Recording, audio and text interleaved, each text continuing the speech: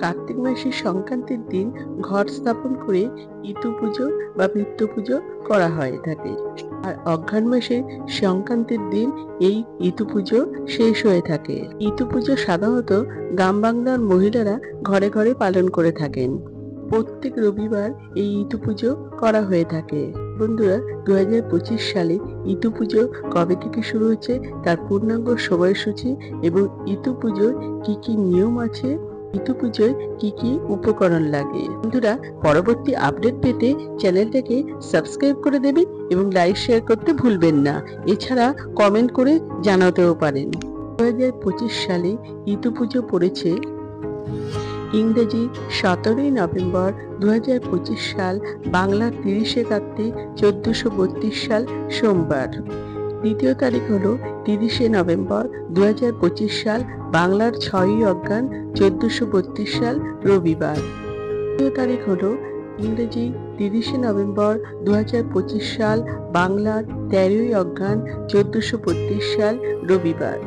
চতুর্থ তারিখ হলো ইংরেজি 7ই ডিসেম্বর 2025 সাল, বাংলার 20শে অঘ্রাণ 1432 সাল রবিবার।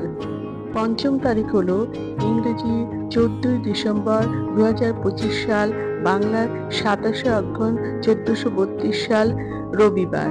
ইতু পুজো শেষ তারিখ হলো ইংরেজি 16ই ডিসেম্বর 2025 সাল, বাংলার 29শে অঘ্রাণ 1432 সাল মঙ্গলবার।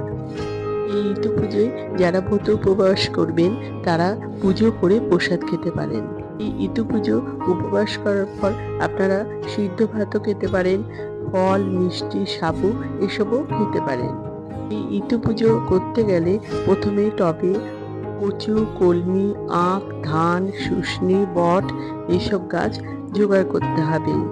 যদি আপনারা জোগাড় করতে না পারেন তাহলে আমসরা হরিতকি দিয়েও পুজো করতে পারেন। ইতু পুজোয় কিছু ফল, মিষ্টি, শস্য দিতে হবে।